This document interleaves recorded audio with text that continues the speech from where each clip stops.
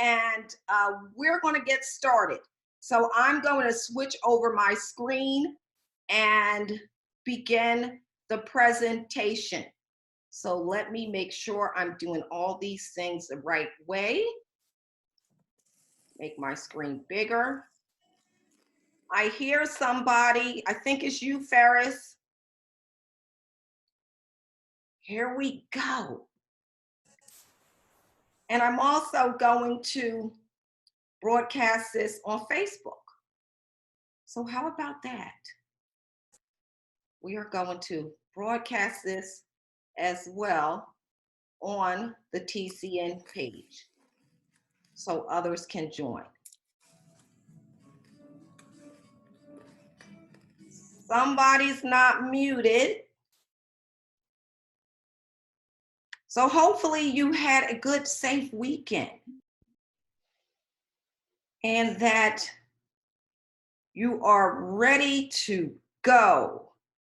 You are ready to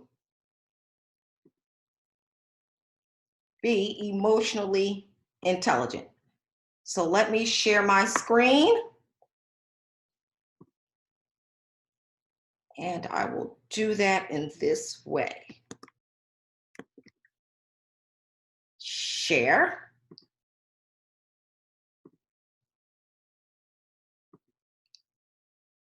Okay.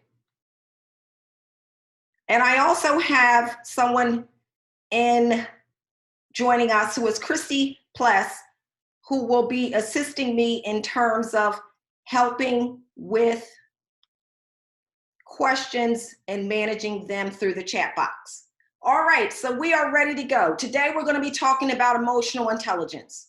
And it is a very timely opportunity to be sharing this information with you because we are undergoing a situation in terms of our economy, our workplaces that many of us may not have had to experience before. So how we manage our emotions is going to be critical.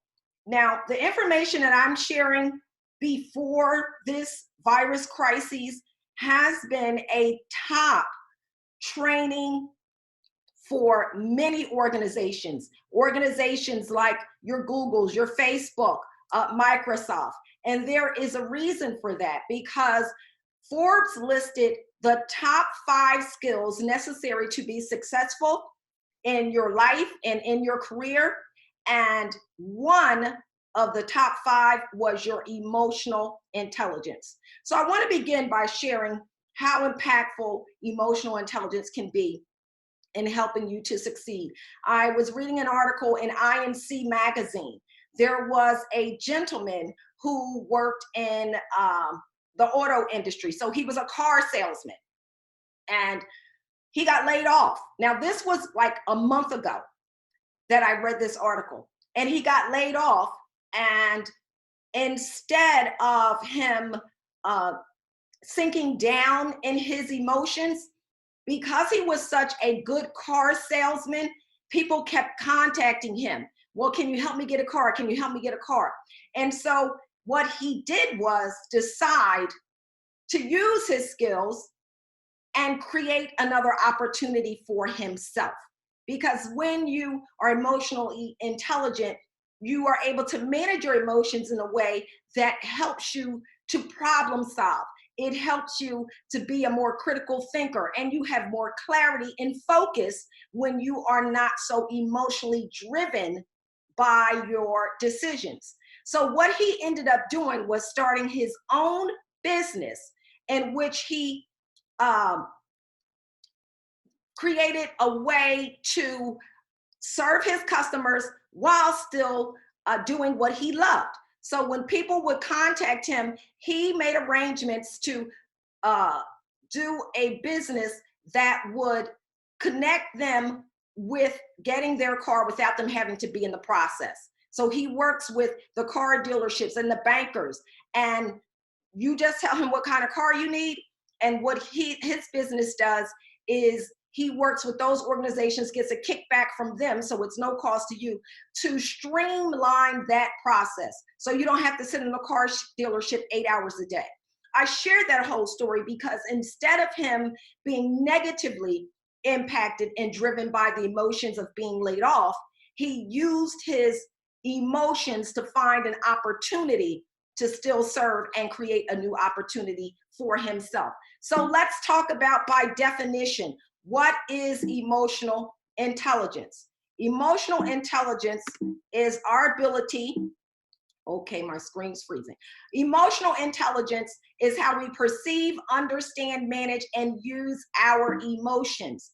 So in one way that we could think about it, it's the ability to sense and understand and effectively apply, I like this, the power and acumen of emotions to facilitate higher levels of collaboration and productivity.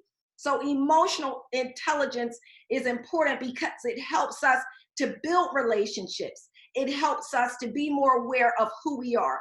It helps us to gain influence and be more productive. I use an acronym as another way to remember it, and it's ICE, the ability to identify, control, and evaluate your emotions. So there is a test that you can take to understand your emotional intelligence. This came from Psychology Today. I completed it. It took about 45 minutes, cost about $10.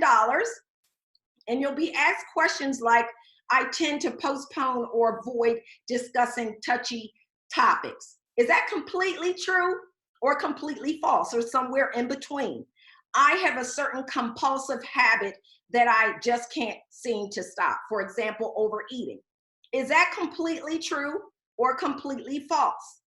Because we have some emotional response that dictates our behaviors, which then leads to the results that we get. So emotional intelligence is about how, again, we manage those emotions for our success so that we can select behaviors that will get us that influence, that will help us build those relationships, that will also help us stay mentally fit. Now, your emotional intelligence is different from your intellectual intelligence, because with emotional intelligence, it is a set of skills that you acquire, that you imply, and you don't have to be born with it. You can learn emotional intelligence. You can learn how to influence better. You can learn how to communicate better. With your IQ, that is more static, but your EQ is more fluid. And this emotional intelligence has been around since the times of Aristotle. But in 1995, a gentleman named Daniel Goleman kind of rebirthed emotional intelligence. So he wrote a book called Emotional Intelligence, Why It Matters More Than Your IQ. And Daniel Goleman discusses how when he was talking to a group of executives at a large conference, he's mentioned that they were all top CEOs of major corporations. And he asked them, how many of you graduated at the top of your class? And he said it was 100 or so in the room, and only 2 or 3 raised their hand. Because emotional intelligence is not just about what you do, it's all about how you do what you do. So in a study of skills that distinguish star performers in every field, from entry level, from the receptionist level, all the way up to the CEO, the single most important factor for success was not someone's IQ, not their advanced degrees or their technical experience. It was their emotional quotient. Now, other competencies required for excellence in performing in the job. So if you're a really good star performer, you're probably exhibiting emotional competencies. And this data comes from Daniel Goleman, who is the author of Emotional Intelligence, Why It Matters More Than Your IQ, but he is also a scientist. And so he was curious to know what makes successful people successful. And it's not just about how smart you are. So why are we talking about this now? Well, of course, today, we know how important it is, but overall, why is this such a big subject? And one of the reasons is we depend on one another more than ever to get our work done. Another reason is that stress is high. According to the American Institute of Stress, it is reported that job stress is far and away the greatest stress that individuals are facing. Something like 70% of individuals say that they have stress on their job and that they need help managing it. So stress causes us to want to understand our emotional intelligence, as well as building relationships and being able to collaborate better. On a personal level, you want to be able to lead in a different way so that you can gain that influence. So there's many reasons why emotional intelligence can benefit us. So how does it work? Well, here's the bottom line. You are utilizing your skills all the time to make decisions.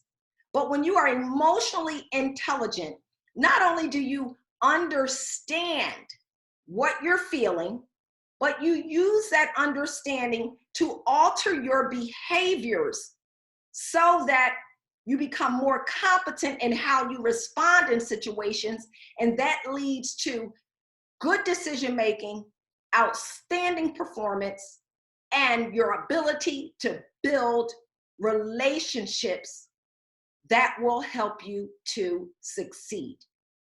So just like we can learn poor habits, emotional intelligence is about understanding those emotions, taking action, becoming competent in how you respond so that you can have these great experiences. Okay, I see that my box is blinking. Is someone saying something that I should be listening to? Christy, will you text me if there's something that I need to be aware of? Absolutely. If someone just asked a question, I'm going to answer it for them. Thank you. So why do employers value emotional intelligence over IQ? This is in order of importance. Employers say they prefer people who are emotionally intelligent because they remain calm under pressure. Now, how many people, raise your hand, want to work with somebody that remains calm under pressure? How about you want to live with somebody that remains calm under pressure? They also resolve conflict effectively. Not only is stress high in our workplaces, but conflict is high. There are study after study that talks about an average employee says that they experience some type of conflict in the workplace at least once a week. That's pretty significant. But when you're emotionally intelligent, you identify, you control your emotions, and you're able to evaluate your emotions in situations in order to be able to resolve conflicts. They're empathetic to their colleagues. They lead by example, and they put more consideration into business decisions. So this is why when I'm coaching individuals about their careers, and they are asking me, what should I do in the interviews? Or individuals who want to excel in their career, I don't focus as much on the technical skills as I share with them the importance of demonstrating those soft skills. How can you demonstrate emotional intelligence? That helps you to stand out. And of course, when we do these things, organizations find that their profits increase. And that's, again, one of the reasons why so many organizations are encouraging their members to be emotionally intelligent. So I'm going to run through an example of how someone has a low emotional intelligence compared to someone that has a higher emotional intelligence. I'm about to do my speed talking. Someone with a low emotional intelligence is aggressive, demanding, egotistical, bossy, confrontational. They're easily distracted, glib, selfish. They're poor listeners. If you're a poor listener, Well, there's an opportunity to change that, right? Through your experiences. They're impulsive, they're resistant to change, passive, unresponsive, slow, stubborn, critical, picky, fussy, hard to please. They are perfectionist. That's someone with a low emotional intelligence. If you have a high emotional intelligence, you demonstrate characteristics such as being assertive, ambitious, driving, strong-willed, decisive. You're warm, enthusiastic, social, charming, persuasive. That's that influence. You're patient, stable, predictable, consistent, a good listener. You're detailed, careful, meticulous, systematic, and neat. So those are the differences between someone who has a low emotional intelligence and someone who has a high emotional intelligence. Now let's talk about why it matters. It matters because it helps you to be a better leader. Within organizations, those who have employees who have a higher EI retain staff. Why? Because they're working with people who stay calm. They're working with people who are empathetic. They're working with people who role model leadership. It helps with customer service, partnerships, and clients. It helps you to grow personally and have better relationships because emotional intelligence, based on Harvard research done by Georgetown scientists, tell us that it is the foundation for critical skills, the foundation. So everything that we do generates from our emotions. Now, I say a couple things about that. One, if our emotions weren't that important, we wouldn't have so many emojis, okay? But also, we know that our feelings dictate our actions. So if you don't feel like doing something, chances are you're not going to do that something. However, if you feel motivated, if you feel encouraged, if you feel that you can make a difference, then you're more likely to take actions. It's just that simple. So it helps in many ways: teamwork, presentation skills, being assertive, managing your anger. So let's now look at the 5 pillars of emotional intelligence. Now, each one of these pillars builds on the other. You cannot be emotionally intelligent and not be someone who has a self-awareness. Your levels of emotional intelligence will decrease if you are not empathetic to others. So these skills build on one another.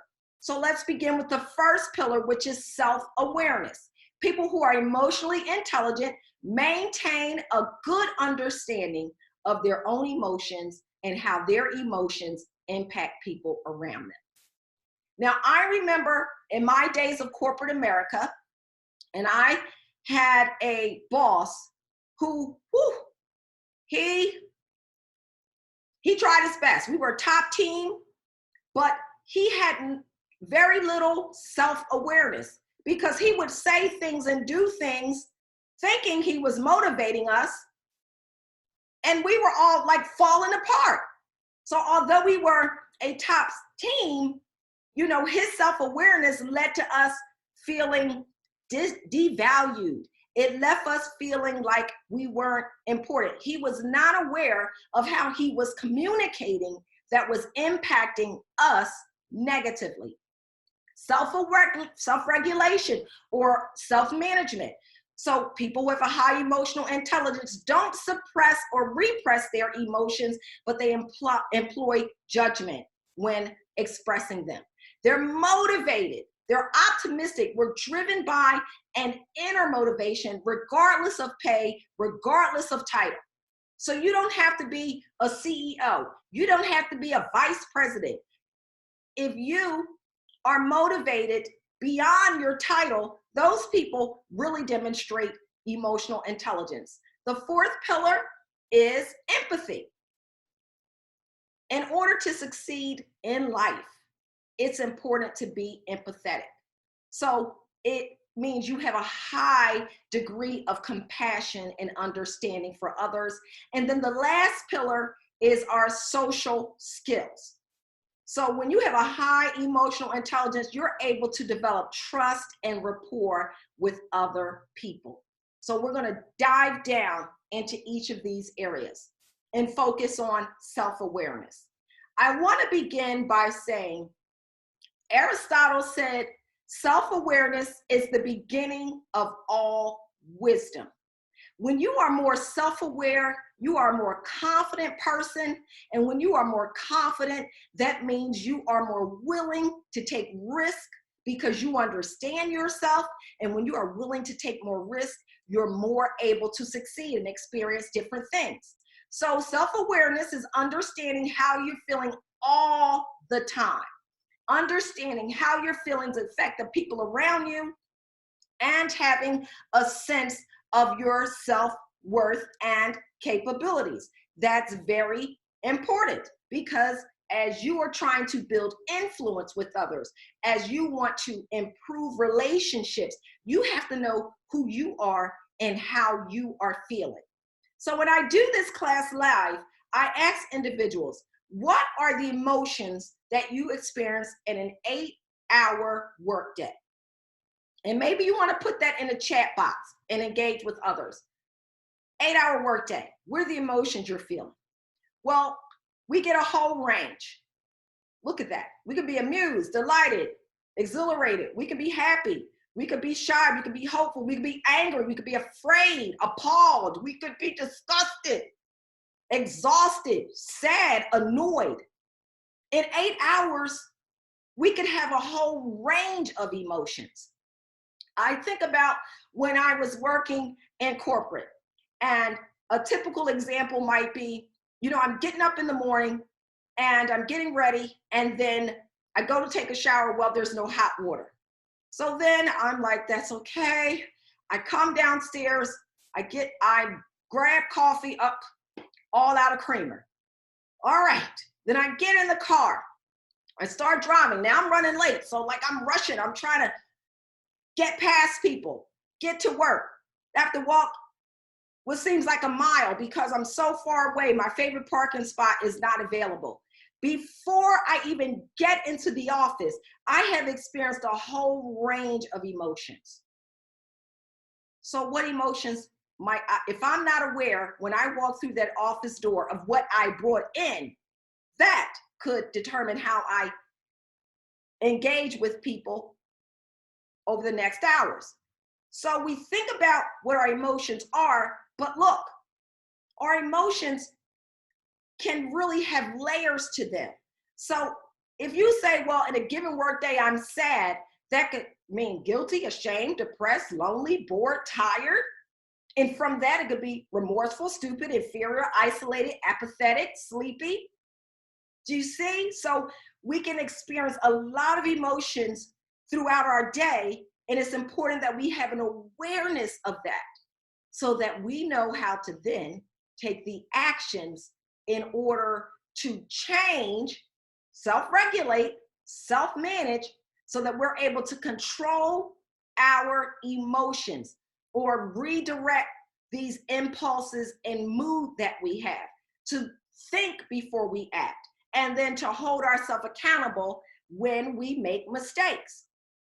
So when is there a need for you to be able to self-regulate?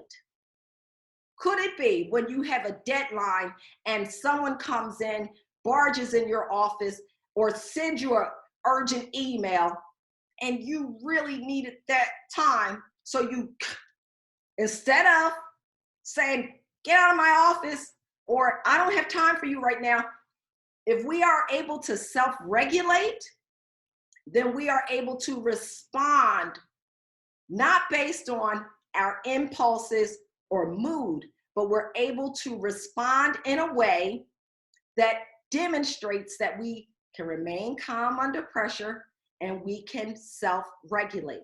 Maybe another time you need to self-regulate. A lot of us are working from home right now, so you might have to do it a few times. Maybe one of those things that you need to do to self-regulate is, okay, when you are trying to do a webinar and the kids keep running in, you gotta woosah, right? So there are things that you can do to manage your emotions. Maybe it's inspirational message. Maybe it's looking at pictures of your family. Perhaps you think about a time when you were vacationing, your favorite vacation spot, or maybe it's a song. So I know for myself, sometimes when I need to be able to emotionally regulate, I put on Beyonce's All the Single Ladies. Now, I've been married for 29 years, but I will dance to Beyonce to bring my emotions up. So there's many ways for you to self-manage. If you're working in an office, maybe you get up and you just take a walk to the kitchen and grab a cup of coffee. Maybe it's meditation. Perhaps you just take a moment to have a deep breath. Practice mindfulness. Maybe you call a friend. But it's important that we recognize our emotions and then be able to self-regulate. Okay, I'm going to try to see what the comments are. And Lord, I'm scared to do that because I might knock this thing off. Chrissy, you're still helping me over there? Nancy just asked if maybe they could get a copy of that emotional wheel that you showed, and I said that's not a problem. I'll save it, and I will make them a handout later today. That is fantastic. And just so you know, Nancy, I am the queen of Google. I Googled that. So it's a picture off of Google. I actually am a big fan of Mel Robbins. I don't know if you all know Mel Robbins. She's the author of the 5-Second Rule. And I actually went to see one of her live tapings in New York. That's how groupie-ish I am over Mel Robbins. And she literally had that big thing as a wheel. So she asked someone, you know, what emotions were you feeling? And the person said sad or whatever. And then she spin it and then she helped them to understand the great impact that our emotions can have. It's not just feeling sad. It can go deeper if we don't manage it. Thank you for asking that. So how do we control our emotions? We use what's called the STAR method. First thing we have to do, instead of, you know, at a person, we have to stop. You mentally have to stop. You have to interrupt your thinking, interrupt the negativity that's flying through. And so I heard a gentleman use the car analogy. If you are driving and you need to redirect and you're going up a hill, you need to put that car in neutral, right? You need to stop so that then you could reposition and then continue going on. Here's something that's important. You're stopping that negativity. So I listened to a show called Impact Theory. They had a gentleman on named Trevor Moawad. Now, Trevor's is the son of one of the original authors of Chicken Soup for the Soul. So if you all remember that, if you're over 35, you'll get what I'm saying. And Trevor was talking about research that he found, which I'm aware of as well, from Harvard and Georgetown researchers that share, and I'm going to read this. Negativity is a multiple of 4 to 7 times more powerful than positivity. So here's the thing. If you say something out loud, that is good. I call it that positive self-talk, but I tell people you have to say it out loud so you can hear yourself. I do it all the time. And when you say things out loud, that it increases 10 times your ability to be able to, it's 10 times more powerful than just thinking it, rather. But then if it's 4 to 7 times more for negativity, so if you say something out loud that is negative, you are now making that 40 to 70 times more powerful. That's pretty significant. So he shared a story, and you may have heard this before, of this basketball player at 26 years old. He said, you know what? I'm probably going to play basketball for 10 years, and then I'm going to fall over and die of a heart attack. And he did. There are stories of people who have in their minds made a situation so that subconsciously Their thoughts are making them, taking over and creating situations for them. So you have to stop, okay? The next thing is then think. So you want to think about what happened. Think about why you snapped. Think about why you're sad. And then assess the situation. So what can I do? How can I change? What behaviors do I need to evaluate? So you assess the situation and then write it down. For those of you who have taken my goal setting class, I talk about the fact that if you write things down, it increases your likelihood of success as high as 48% more than just thinking it. And then you want to respond versus react. So we all are very smart individuals. We know that we can say things from our subconscious that might not be as helpful. So when you respond, you're actually taking the time to say, what's the best approach to this situation? And then you can be more emotionally intelligent in your communication. And then lastly, review. So that is the STAR method. Stop, think, assess, respond, and then review and move forward.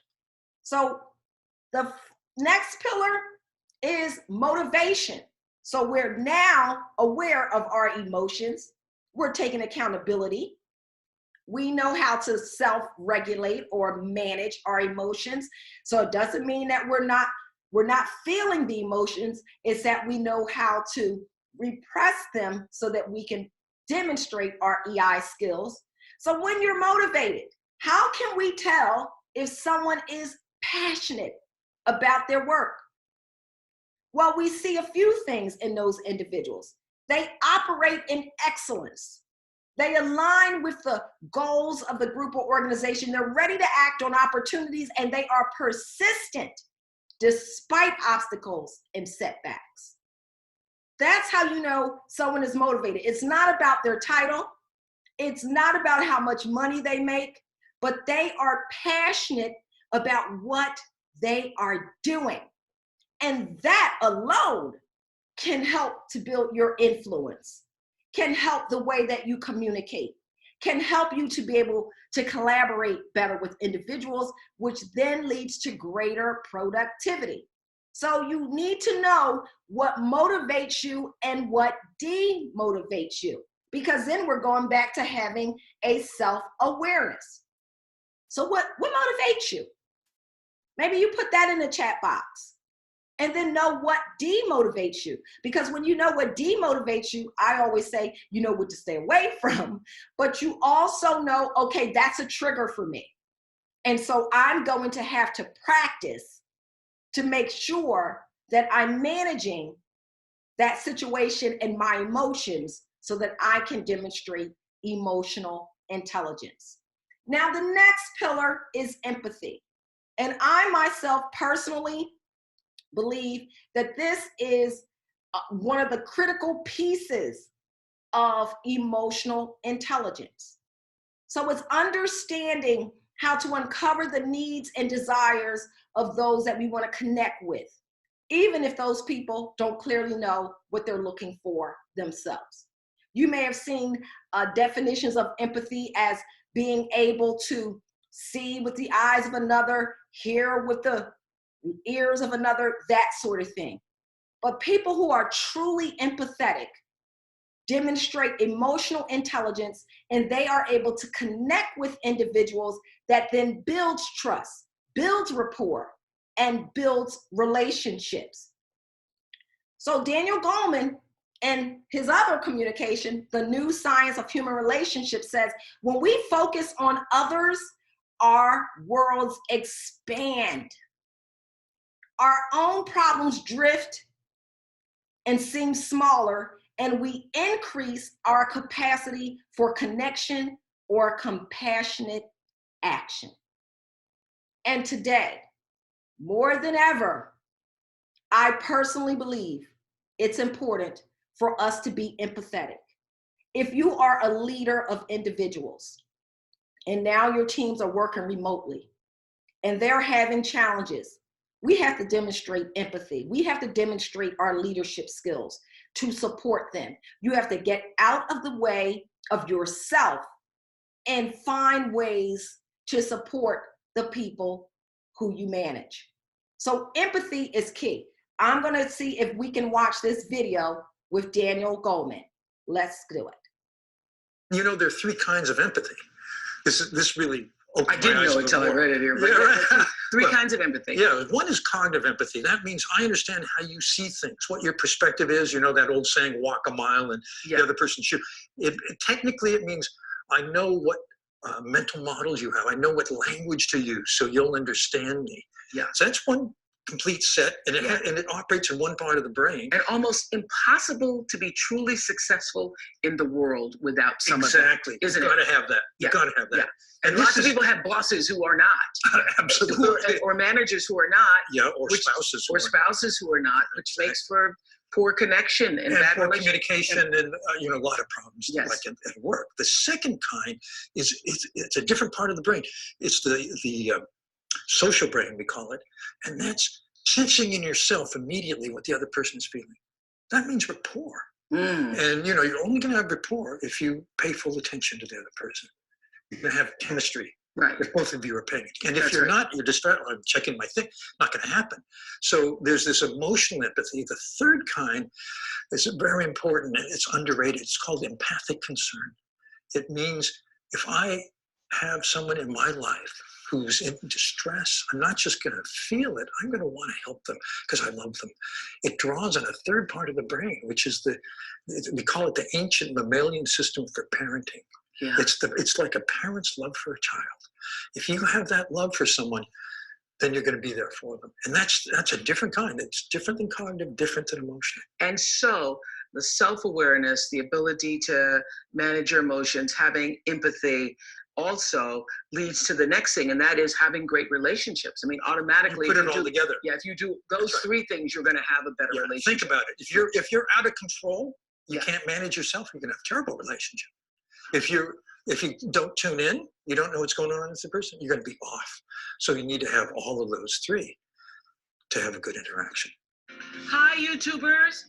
I'm excited to give you an update about our own YouTube channel. So when are there times that you might need to have more empathy in your work?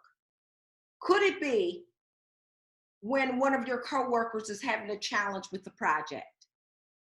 Could it be when one of your team members is struggling to deal with changes that are going on? Are there times that you can demonstrate empathy in your work through your leadership, whether or not you have the title of supervisor or manager? Yes, we can all demonstrate these behaviors. There are 3 kinds. So let's break this down just a little bit. Empathy, as he said, cognitive empathy. This is the ability to comprehend what a person might feel or think. So we're imagining what the other person is going through. An example, our clients have been asking for a direct channel of communication. The Q&A page on our website is not enough for them. So we understand what the clients are going through. But emotional empathy answers the question, how does the other person feel? So that might look like our clients feel frustrated as they want a direct channel of communication with a real person and not a robot. But then there's, as Daniel Goleman said, that compassionate empathy, which involves action. So you're thinking, what can I do to help? Well, we will implement a direct channel of communication on our website and a customer service line. That's the difference in how we can be expressive with empathy. Now, I had an opportunity to be empathetic for someone, and I worked with someone, and I'd gone by her office, and she's a director of marketing, and unfortunately, they don't have a lot of space for her to, put all the brochures and all the ink pens and all the good promotional items. So as I walked into her office, I was like, excuse me, pardon me, like weaving through all these boxes. And she said, oh, I'm so sorry. I know my office is a mess, but blah, blah, blah. And she said, and look at my nails. And they were a little bit chipped. And, we kind of laughed about it. Well, not only did I understand what she was going through, and I understand how she felt, because she's a little frustrated, but I said, what can I do to help? So I got home and went on Amazon and ordered the best box cutter you could receive for $20 of my budget. That's what it was. And then I packaged it as like it was a gift from Tiffany's and left it at her office. And, she sent me an email that was like, LOL, but I understood a challenge that she was having, even though it was really small, and I took an action. And that led to us continuing to build a very successful relationship. So the last part is social skills. We have self-awareness, self-management, motivation, empathy, and we have all those. We are able to demonstrate great social skills. So it helps us to be team players. And when we have great emotional intelligence, we help other people develop and shine. It helps to manage dispute, be an excellent communicator.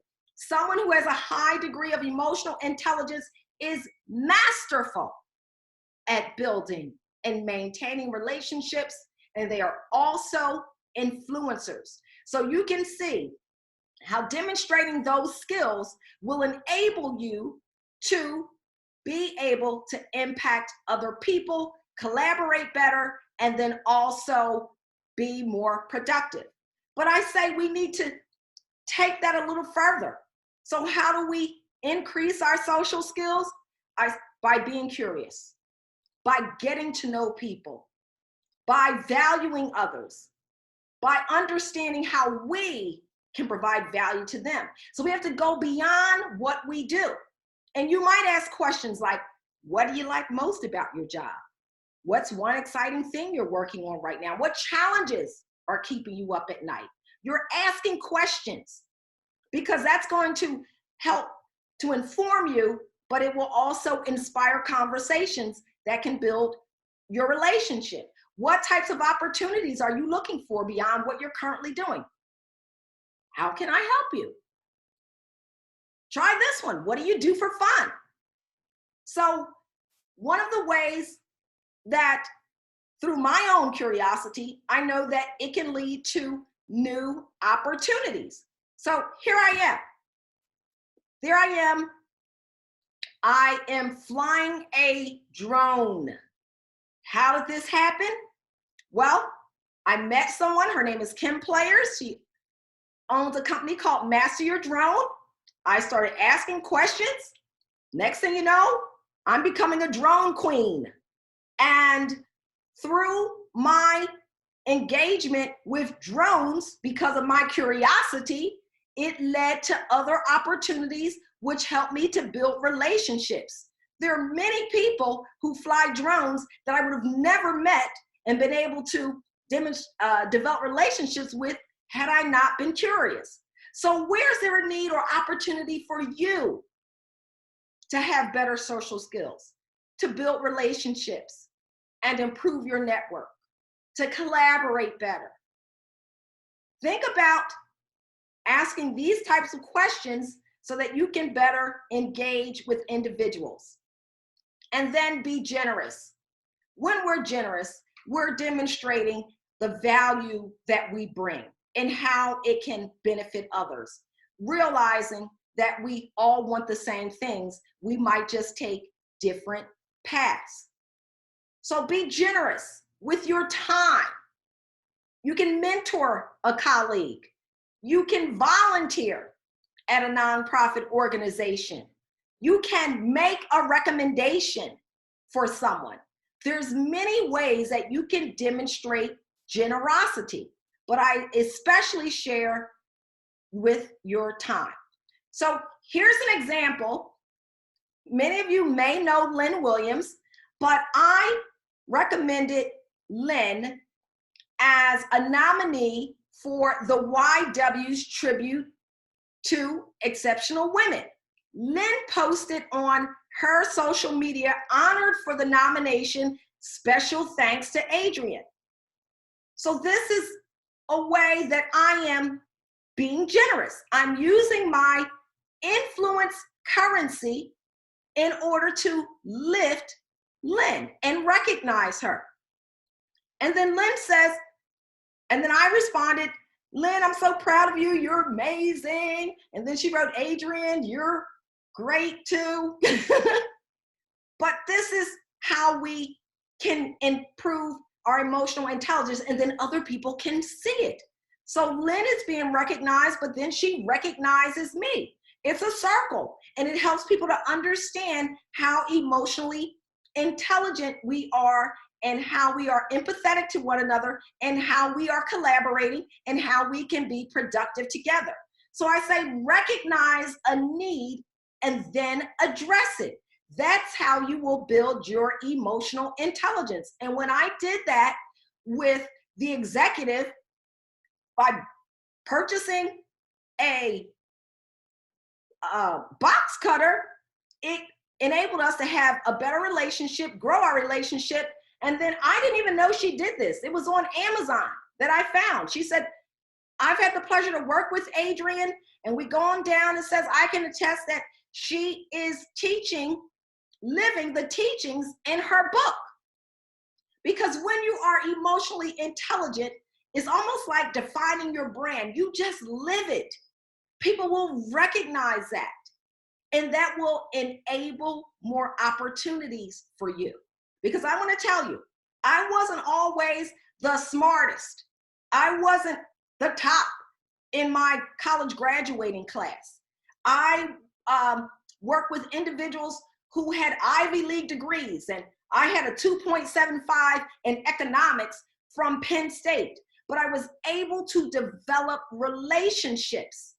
I was emotionally intelligent, and that enabled many, many opportunities for me.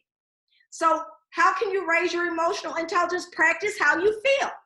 A simple way to get started is what I tell my coaching clients is to put a reminder on your calendar. So like every 30 minutes, stop and say, how am I feeling? Just evaluate your emotions. If you're feeling crappy, go, why am I feeling crappy? How can I change from feeling crappy? This might be something that you have to do over and over again. In the climate that we're in, I've had to turn off the television because I have to keep recentering my emotions. So you practice how you feel. Pay attention to how you behave. Baby, you journal. And then you can get some learnings from that. Take responsibilities for your feeling and behavior. That's being emotionally intelligent. Practice responding versus reacting. Empathize with yourself and other people. Create a positive environment. So put those pictures out of your family. Read those inspirational quotes.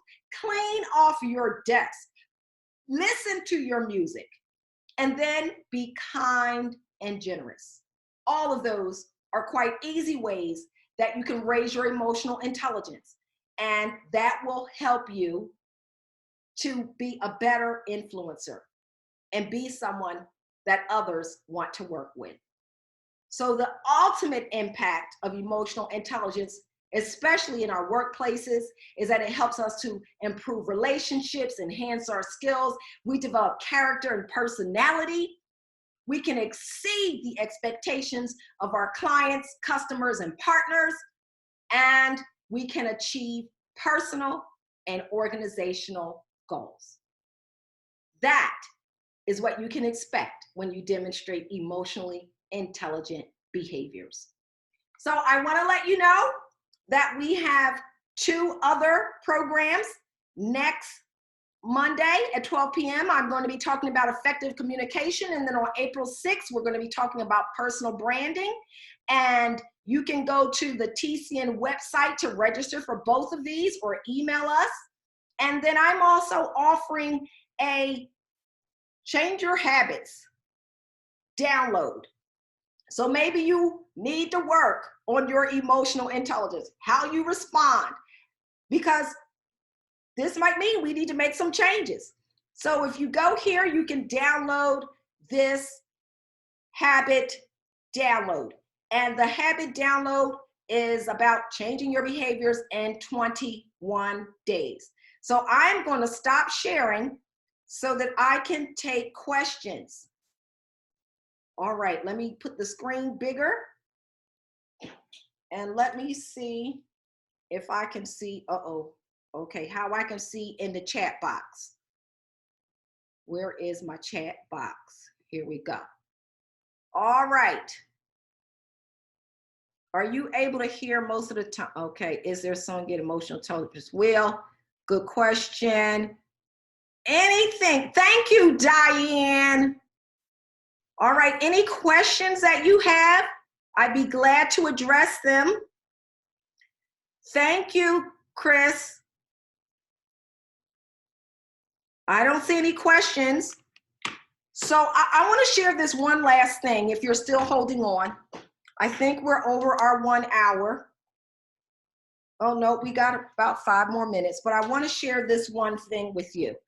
So thank you, Sean. Thank you, Elena. I really appreciate you joining.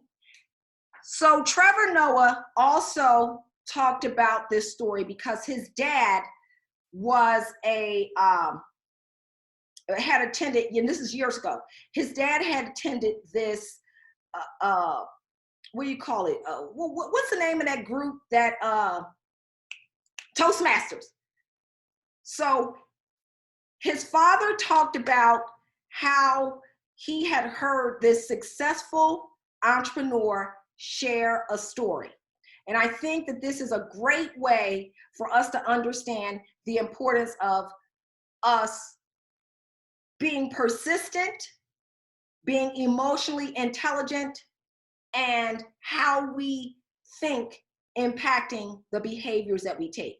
So I'm going to try to make it a short story, but basically his father, again, this is a gentleman who was the original author of Chicken Soup for the Soul, said that he heard this entrepreneur say that when he was young, he took the SAT test. Now, he said he was never a smart kid. And when he had to take the SAT test, he said, you know, he went in trying to do the best that he could. And when the test results came back, the test results showed that he had this outrageously high score. And his mother, knowing her son, said, did you cheat? And he was like, no. He's like, yeah, I tried to cheat, but you couldn't cheat. So because he had gotten this really high score, he said, oh, well, then maybe I am smart. So his teachers found out, they started treating him differently. He started taking up behaviors like going to class and reading. And so he changed his actions because this test told him that he was smart. He went to a community college, then he went off to Ivy League colleges. And he became one of the most successful entrepreneurs with this magazine. And so he said 12 years after having all of that success, he gets a letter in the mail from Princeton, New Jersey. And his wife says, are you going to open that? So he opens it up. Here it turns out that Princeton, every once in a while, reviews their test process. And he literally was sent the wrong SAT scores. His score was much, much, much, much lower. So people say that maybe, you know, what could have caused that? How did his life change? He said his life didn't change because of having the wrong SAT score. He said his life changed because he believed that he had a higher score and that he was capable, and he changed his behaviors, and that led to greater success. So I wanted to share that to encourage you that your thoughts matter. How we're going to get through this whole situation is all out of our control. But the way you think matters. And so if you have to practice having moments, I have moments. Folks, my programs all the way through June have been canceled or rescheduled, or I've had to make them webinars. So I've had my own moments, but I don't stay there because that's not going to help me to be clear in my thinking. It's not going to help me to succeed. So I have the moments, I process those emotions, and then I get back in the saddle. So that's what I want to encourage you to do. And hopefully, today you've learned some information to help you have a higher emotional intelligence, build better relationships, improve your influence, and have many more opportunities available to you. So I think we got 1 minute left. How to get motivated? Listen to Adrian. Oh, that's so kind. Thank you, Diane. Thank you, Deborah. Thank you. So everybody, hopefully you'll join next week when we do effective communication. Go on the TCN website for those other webinars. And you can also visit my website. I have the TCN information as well as some other information there for you to share. And we're going to work on getting some of my handouts and things on the TCN side because we're all in a different world now, right? Have a wonderful, wonderful, wonderful week. And I'll chat with you soon. Bye-bye. Take care, everybody. Thank you, Christy, for your help.